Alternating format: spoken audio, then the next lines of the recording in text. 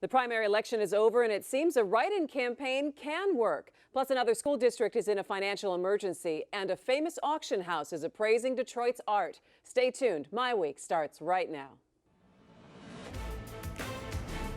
Michigan's turnaround is being powered by things we do better than anywhere else in the world. Today's global leaders routinely turn to Michigan to work on their most difficult problems. That's because the engineering talent in this part of the world is simply the best. So many possibilities lie ahead for Michigan's future. These opportunities are here and starting to happen. The vision for the new Michigan. Share it, talk it up, drive it home. Funding is also provided by Delta.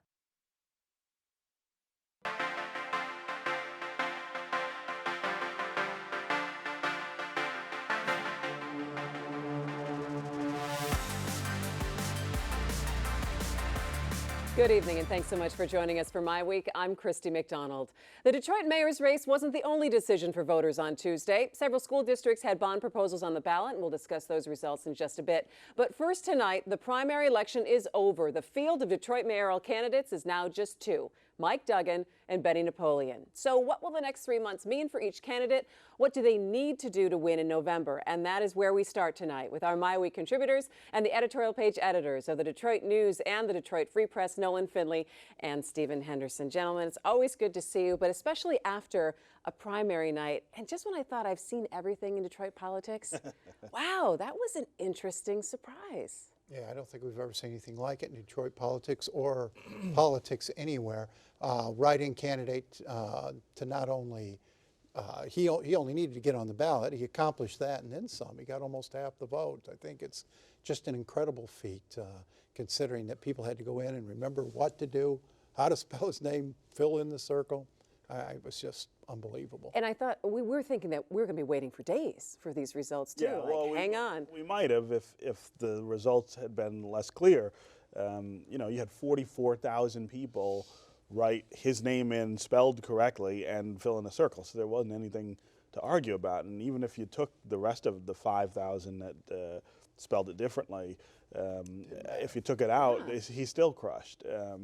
So, you know, you got to give a lot of credit to the Duggan campaign, which, you know, started out as a campaign, a regular campaign for mayor, and then had to switch to a voter education campaign to get people to understand how to vote for him. It's very difficult, and nobody in that campaign had any experience in voter education, but they figured out how to do it. Best ground game I think I've ever seen since the Kilpatrick comeback against Freeman Hendricks, when he turned out all those voters unexpectedly and just fooled everyone. So great ground campaign, good voter education. What else do you think played a part in this, Stephen? Well, I mean, you got money. That's always a factor in elections. And Sunday in the Free Press on the editorial page, we're taking a close look at how the money played here. It's pretty remarkable what the super PAC influence was in this race. And this is the first time we've ever seen that kind of thing in a local race. The presidential election last year was really dominated by the super PACs on both sides. In this race, Duggan's super PAC outraised him and outspent him on his behalf. He ended up with about $2.4 million worth of support, as opposed to Napoleon's $600,000. That's a real imbalance, and I think that has a lot to do with it. And that could backfire. Going into this primary, Duggan was the underdog, and you know, people love an underdog. Yes. They thought, oh, he was wrong. If Benny can take that money disadvantage and spin it as, hey, look at what I'm running against. I'm running against all this money, all these special interests. He could grab that underdog and the special mantle. interests are people that people know. Roger Penske gave $500,000 to that super PAC. Wow. Vanguard Health, who bought the DMC from Mike Duggan, gave $100,000 to his super PAC. Dan Gilbert's Quicken Loans gave $80,000. I mean, there's a lot of names in there that people will recognize and see as people, you know, they're legitimate interests in the city. I mean, there's nothing, they're not doing anything wrong. But it does look like they're trying to have an outsized influence. And you can't claim to be the underdog if you have four times as much money as your opponent. That's right. Okay, before we get into the lineup of what Mike Duggan needs to do and what Benny Napoleon needs to do, has this changed the way we think about write-in campaigns? Because we've talked about this, saying, oh, write-in campaigns, they don't usually work. It's an uphill battle. You can pretty much forget it. But has this totally changed the way we think about this them? was a very unique election and unique campaign. Duggan executed it very, very well. But also, most elections you're going to run into are not going to have a 15, 16, 17% turnout. That low turnout allowed Duggan to target a very specific group of voters and get them to the polls.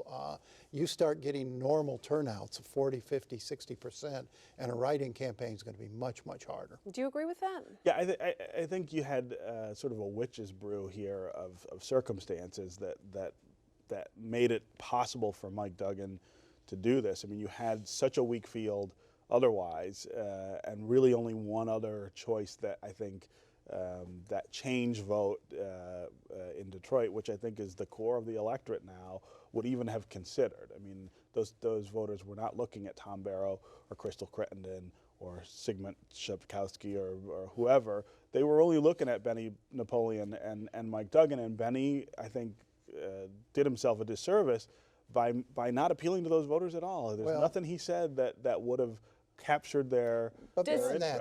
I mean, Napoleon didn't really campaign in the primary. Well, that's why he didn't show up for most forums. You didn't see a whole lot of advertising. He laid Why? up. Well, because he knew he was going to win the primary. Remember, the primary is just to get on the ballot. He figured What, he wanted to save money and time? Sure, save money, not expose himself but he to didn't save any too money. early. He raised $600,000 and they spent $5. But he wasn't out there really beating the hustings. I mean, Benny laid low in this primary. He knew he was going to be on the primary. He assumed he'd be the top vote getter. He got surprised here. I think had you had a more active campaign from Benny, might have been a little different story. Well, and it's got to be a different message, right? I mean, his message the whole time was, I'm a Safe. Detroiter. I've been here my whole life, and that's the reason you ought to vote for me. And I think that core of the Detroit electorate right now is not really. They're not really interested. So what does he have to do? He's got to talk about how he's going to change the city. He's got to talk about how he's going to get the lights back on and get cop response time down. All the things that people keep saying affect their lives in Detroit have got to get addressed. And Duggan, I think, did a better job in the primary of at least saying, here's some of the things I might do, or here's some of the ideas I might have. Napoleon didn't even endeavor that, and I think he figured it's old school Detroit. You know, Detroiters will identify with me more than I identify with Mike Duggan. He was absolutely wrong in this case, so he's got to switch it up for the general. I want to talk a little bit about kind of the narrative that you had talked about, that Mike Duggan is the underdog and kind of played against that Tom Barrow was the villain in this case, and he maybe benefited from that. And I think he probably benefited from a lot of free publicity, because every time we were talking about the mayoral primary, it was Mike Duggan, he's on, he's off. So you have the repetition of the name here. How does Mike Duggan have to change that around? Because he can't obviously sail on that for the next 3 months. Well, I think the core of his message is that he's a turnaround guy. And, the association with the DMC, I wouldn't underestimate that. As he said on election night, people know the DMC. They are very familiar with it. They're either a patient there, they've got friends or family who've worked there, they work there themselves, very familiar with that institution and what's happened with it. And sort of that connection with that turnaround, I think, helped him as much as anything else, because he had something to show. He had something to take to voters and say, look what I've done, I can do it here. Will the residency issue be a problem for him in this next 3 months? Will that come back around? And what kind of, part do you see perhaps race playing in this in the next 3 months? Well, the residency issue, I think, is dead. I mean, that was the cudgel that everyone was trying to get at him with in the, so that's gone. The primary, and he got 53% of the vote. I mean, I think that it's clear Detroiters are not interested in that discussion. Race is a different issue, and that the residency issue is sort of a proxy for race in some ways, but it's not the total race issue in this region. And I think there's no way to in a city with Detroit's history, in a city with Detroit's makeup, that you'll have a major, white major candidate for mayor run without race being discussed and being part of the calculus that people use to make their decision. In a lot of different ways, and you won't be always overt, but I was struck on election night listening to Benny's victory speech where he talked about being the mayor of the neighborhoods and not downtown. To me, that was code of, I'm going to be the mayor for the Black Detroiters, not the white business community. And I think you're going to hear a lot of those types of references as the campaign rolls out. What do you expect we're going to see in the next 3 months? Do you sit back now and say, wow, I can't wait to see what happens next? Oh, I think this is going to be one of the most spirited mayoral campaigns we've seen in a very long time in Detroit. I mean, I think you go back to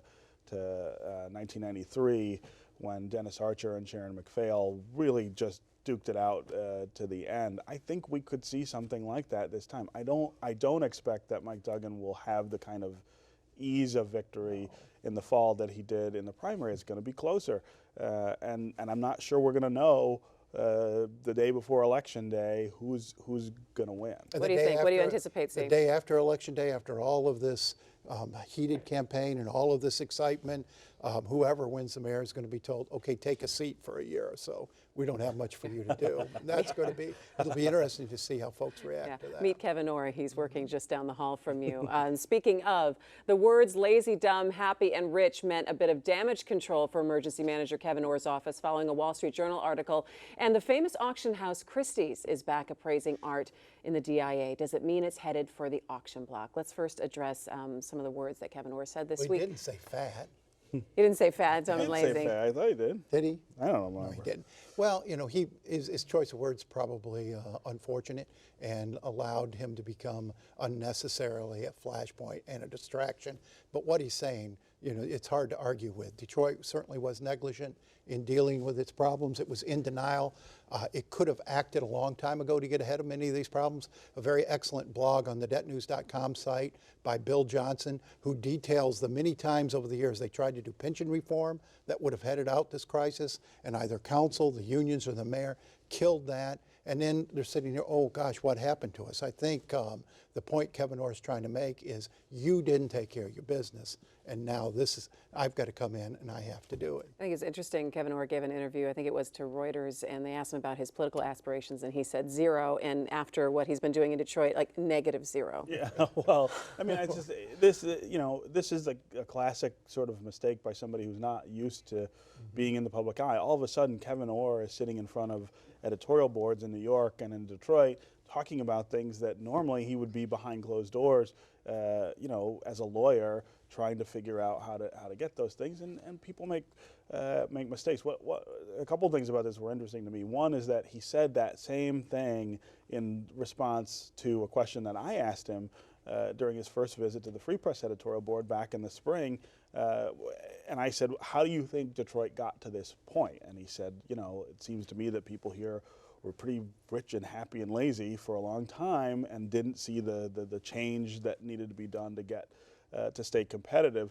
That sounds a lot different in that context than it did in the Journal article. So let's talk a little bit about the fact that the Christie's is appraising the art at the DIA. What should we make of that? And again, Kevyn Orr has been honest in saying nothing is off the table. Well, and that's what we should make of it, that this is bankruptcy, and this is what bankruptcy looks like. It's very uncertain, unpredictable. He's got a responsibility to make sure he knows what everything the city owns is worth. The creditors expect that. The creditors want to know that. And I don't think we should be surprised by anything that happens. Well, I mean, I think actually bankruptcy is very predictable. I mean, the whole idea of bankruptcy in the federal context is that it's a uniform code. And one of the rules is, you know, you can't hide your mother's china in the attic. It's an asset. You have to value it. You have to rationalize it in a way that says, I'm either going to leverage this for some cash to help pay my creditors, or here's why I won't do that.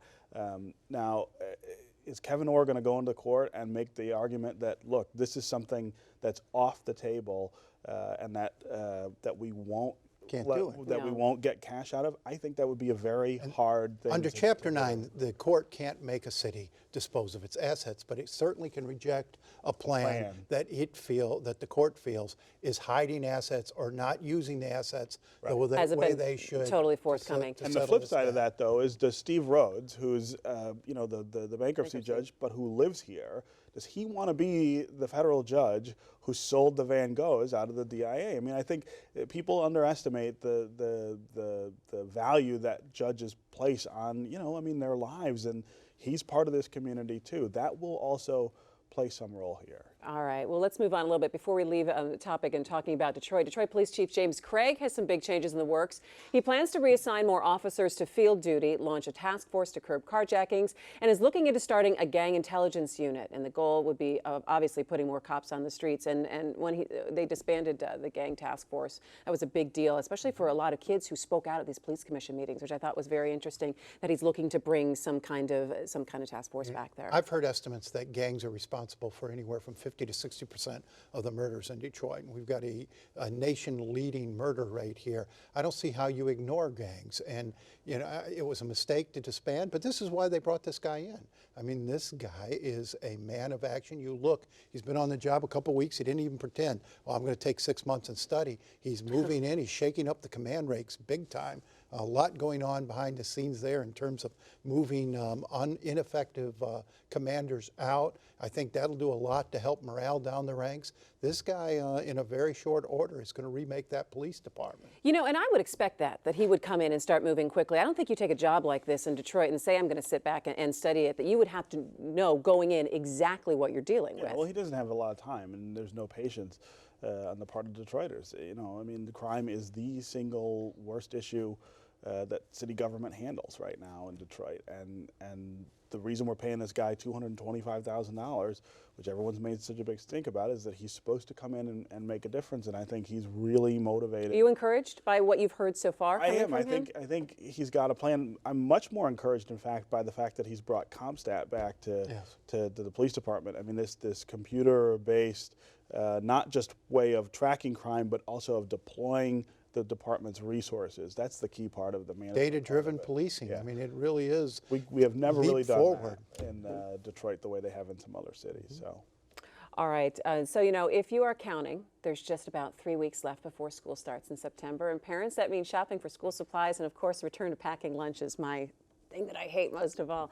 But this week, Governor Snyder declared a financial emergency in the Pontiac School District. And also this week, Farmington Hills, Lake Orion, and South Redford schools put bond proposals before the voters with mixed results. Okay, two different things here, but we're still talking about funding for our schools. You've got these schools districts that are edging towards emergency states, and you've still got districts that are looking for money for their communities, for building upgrades and things like that. And it doesn't seem that people want to give right now. Well, I mean, you have to look at the environment we're in. These are some of the most put upon taxpayers in the nation. Household incomes here have fallen more than they have any place else in the last decade. You've got 55 school districts in trouble. The governor is pushing, and Superintendent Flanagan is trying to get together a plan to start consolidating some of these districts so we can take more money out of overhead and put it in the classroom. I think that's the only solution, or that's the most immediate solution. That you think what's going to happen? Yeah, you're going to have to do that. But let's be clear, this is not the most put upon taxpayer base in the nation. It's not. It's not even close. We pay 25% less overall now than we did at the end of the Engler administration because of the tax cuts that he implemented and that Jennifer Granholm implemented as well. If you compare us to states that are doing better than us, Minnesota in our region is killing us. Their tax burden's higher than ours. You look at the income basis, a per capita basis. I am looking at it that way. Our incomes here fell 22%. They did. And our state and local tax burden has stayed the same. So people. But it hasn't stayed the same. It went down 25%. Still at about at the state level. It's still, when you count in the local taxes, which many of these districts and communities have passed bond issues and tax issues over the last few years. They've not been stingy. I think the issue for us is we have two choices. One is to start paying for the government we have, which we don't do because we have cut taxes so precipitously here over the last 2 decades, and we still have, and we lost people and income. So we're not yielding enough to pay for the government that we built. Or we've got to start scaling that government down, and like you talked about, consolidating school districts or eliminating them is the other alternative. But you can't continue this starving of government that you is not starving. You can make government more efficient as a third choice. Fine. You can get more money for your tax dollars. I don't think we should suggest that we're paying too little in taxes. I was riding my bike in Hines Park the other day, and I'm riding behind a garbage crew. This is a visual, by the way. I'm trying to get right Wayne now. County Park, Nolan Wayne bike County riding. Park. You've got a garbage truck going through the park, emptying cans, followed by a van. There's 4 people stop at each garbage can. One gets out and empties a can, and I'm thinking, man, those are my tax dollars at work. You know, the tax argument in this state it's very, I mean, it's just very inaccurate right now. I mean, you look at the states that are doing better than us. All of the states on the East Coast have much higher tax burdens than we do in Michigan, and they're kicking our butts at everything, at schools, at roads. You get what you pay High for. taxes does not make a better state. Now, if it Well, name a better state if that's it were, got lower we would have taxes. certainly been a much better state throughout Well, the name a state 70s, that's doing 80s, better than us that's got 90s. lower taxes. Tennessee. Tennessee. Well, you can move to Tennessee. I wouldn't live there. All right, well, let's talk a little bit about government. Tonight, the Speaker of the House, John Boehner, is going to be in town, and he is in town for a big fundraiser for Kerry Benevolio, congressman from the 11th District, who, I don't know, all of a sudden it was a mystery. All of a sudden he's in Washington, and all of a sudden he's got the Speaker of the House here in Michigan fundraising for him. Nolan, what's going on? Well, that's payment. I mean, everybody expect Kerry Benevolio to go down there and vote with sort of the libertarian wing, the Justin Amash's, be a radical lawmaker, and he's gone to Washington and very smartly voted the way the speakers told him to vote. So this is a payback. But interestingly enough, he doesn't have the support of local Republicans, all of them, does he? He's never had the support of local Republicans, but in Washington, he's been a reliable vote for the speaker. They don't care, you know, whether you got 14 reindeer in your backyard or not. What they care about is, did you vote the way we needed you to vote? Right. And this is payback from the speaker. I think, you know, I've been surprised at how smart he's played this. He's gone down there. He's not been a radical voice. He's been pretty reasonable in his positions. He supported and advocated for some pretty reasonable legislation. Yeah, I think he's he the vote. surprised me. You know, as a freshman legislator in Washington, your job is to provide the votes that Is to the get in caucus line, needs basically. Is get in to line. pass the stuff that's important to them. And they've done a good job of asking him to vote for things that they need him on and leaving him alone when they don't really need his vote, and so that he can do his, you know, his libertarian or Tea Party thing. He's been very active in like mailing out some bizarre stuff to people in his district, but nobody cares about that in Washington. He's not done a whole lot of chirping down there. That's right. You're not going to see John Boehner go over to Grand Rapids and do a fundraiser for Justin. Yeah, but isn't that weird, though? That's the bar of success, it being a freshman in Congress, that you just kind of put up, shut up, and did the party line and then didn't do anything wrong? I think, but what would have been the better expectation for Kerry Benevolio? This is not some guy with deep policy experience or understanding. He wasn't going to go maybe he's there and learning contribute in another way. That'll be So this interesting. is what he's He's there a vote. All right, it's time now for headlines.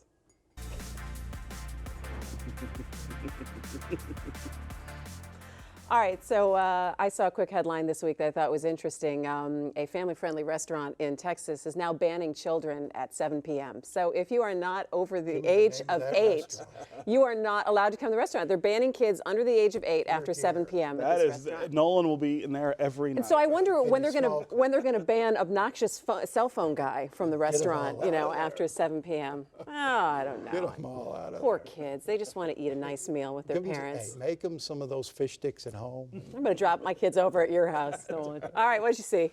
Real quick. Well, you know, Detroit has always had very stylish mayors dating back to the Coleman Young era, and I was struck this week on the day after the election, Benny Napoleon on TV, nice suit, looking good. They switch over to Mike Duggan. He's stretching out a pair of Dockers and a golf shirt, and I'm thinking if he does win in November, he needs to buy Kwame Kilpatrick's go to a tailor and get those suits cut down for him. It was a long night. I'm sure he was excited.